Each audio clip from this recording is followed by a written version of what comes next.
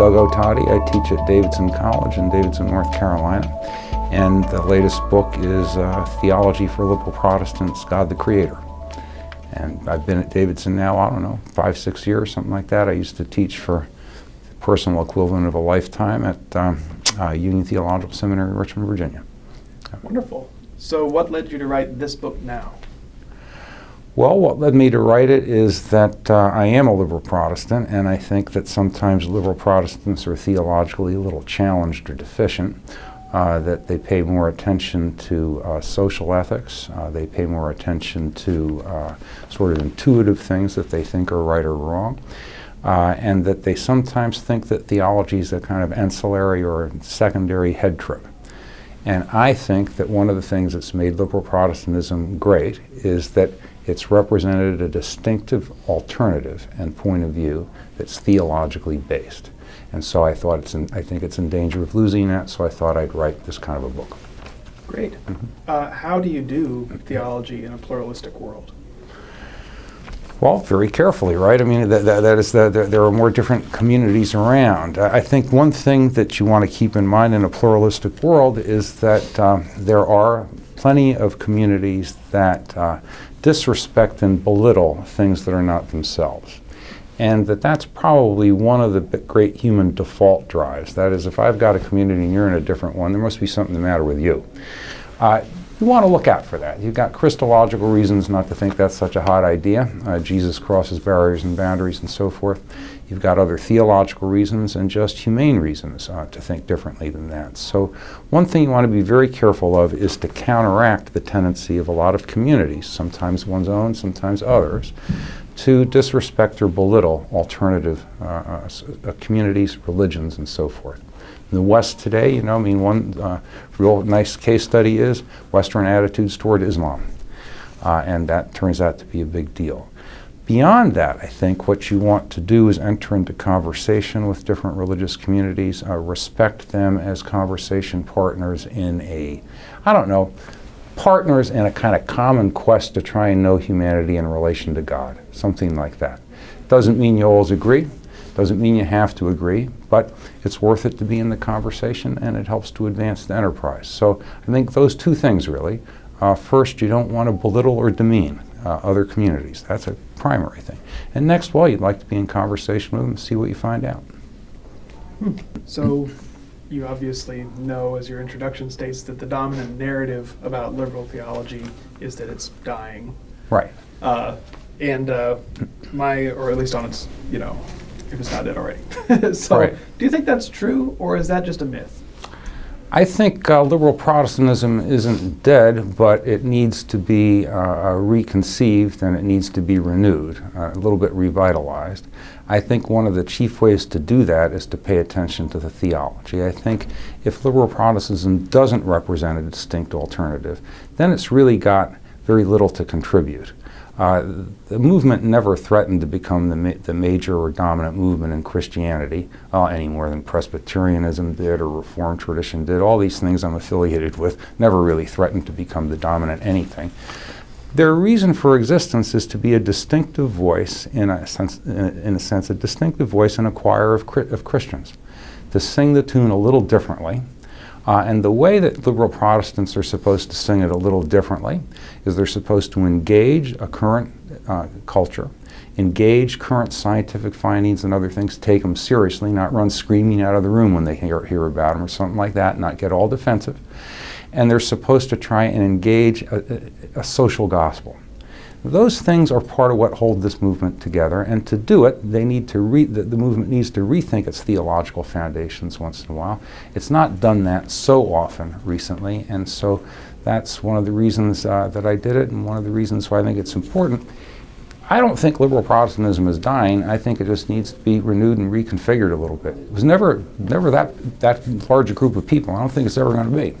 But it could be a theologically sort of informed and oriented group of people, and I think that would be the thing to do.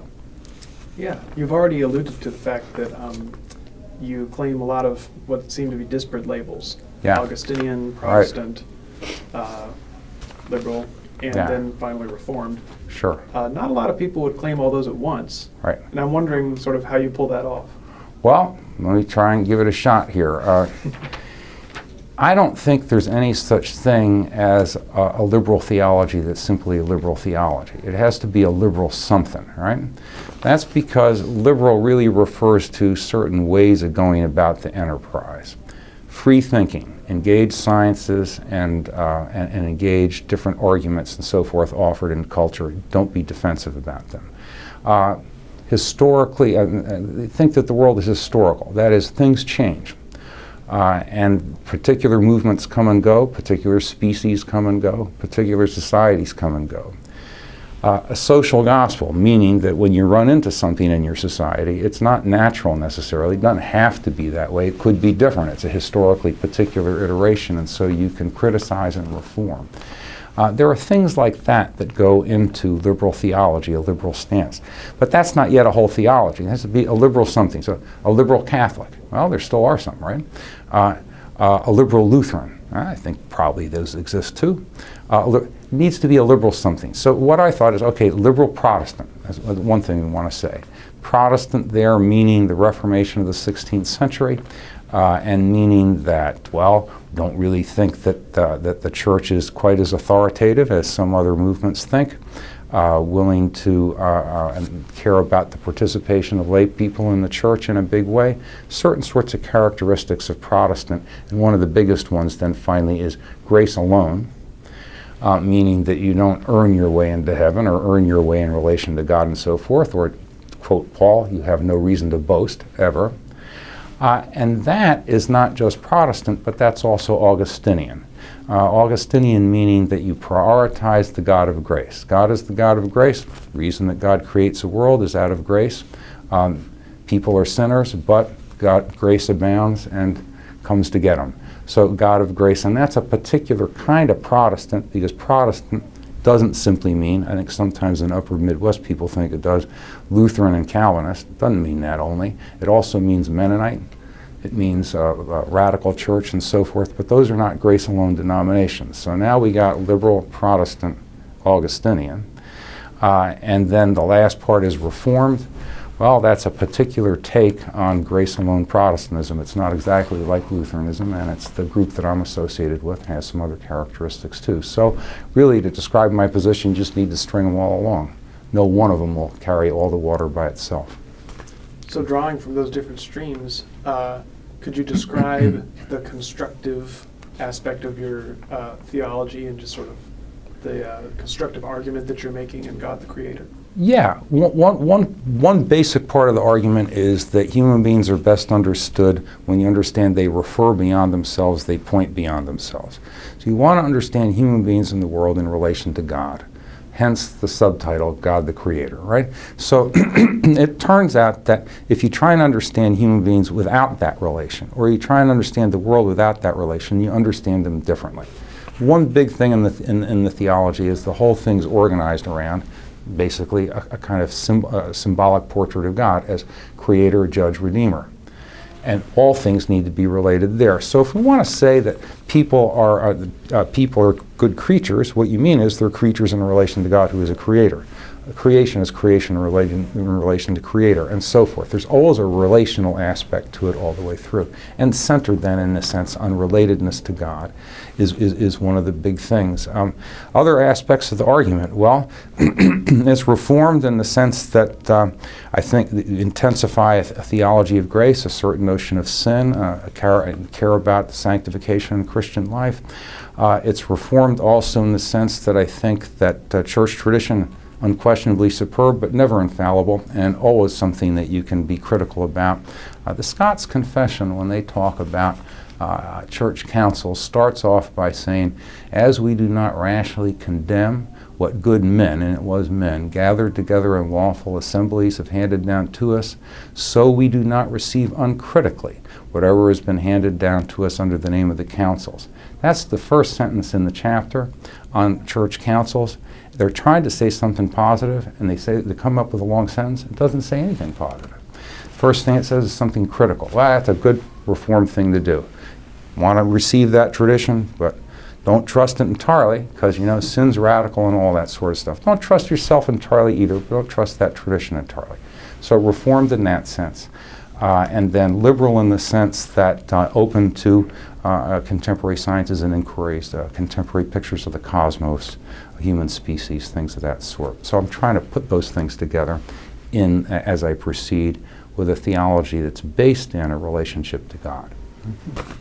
So you've broken this into multiple parts. Yeah. And can you give us a sneak peek of the next part? Sneak peek. The next part is a second volume, which would be the last part. There would be 2 volumes altogether. It will be a Theology for Liberal Protestants, God the Redeemer. So you go God the Creator, God the Redeemer. That organizational schema more or less mimics what you see in John Calvin in the Institutes.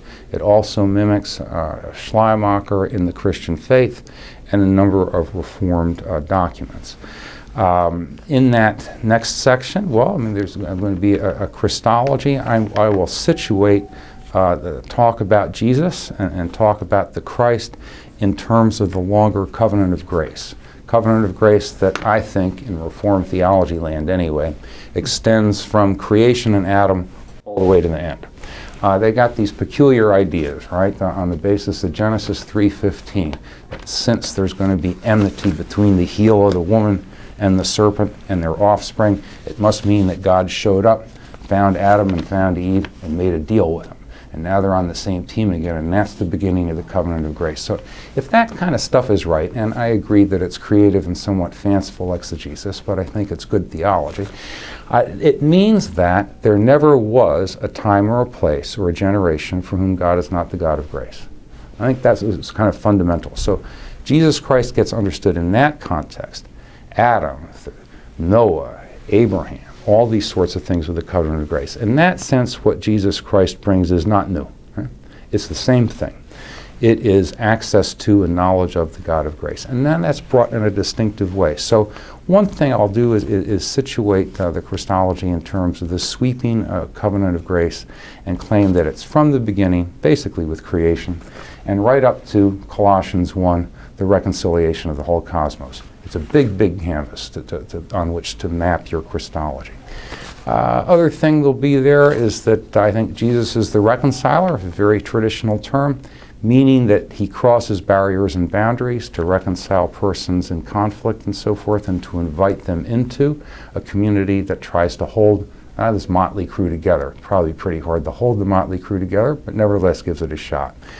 And that part of the ministry of reconciliation is to claim that you need to pay special attention to persons you're separated from, alienated from, the poor, the orphan, so on and so forth. There's a social justice component to it.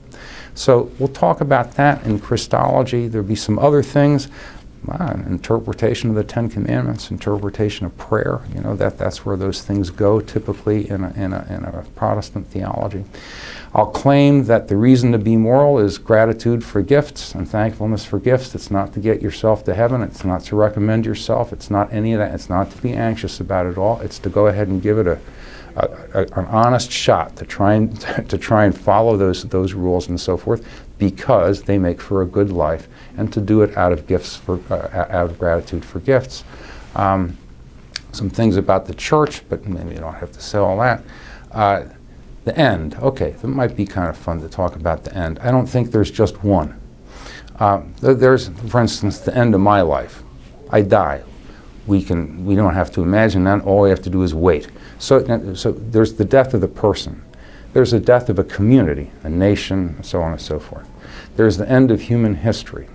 There's the end of the solar system. There's the end of the cosmos. None of these are exactly the same end. And one question, I think, for liberal Protestant theology in our time is, what do you say about all those different ends? How's that supposed to work? And so that's one of the things that'll be a feature of it. So you say that your project is to buttress the theological acuity right. of the liberal church, especially. Mm-hmm. And I'm wondering, do you have theological students mainly in mind to be reading this and hoping for a sort of filtering down, or is this something that you would address to laity?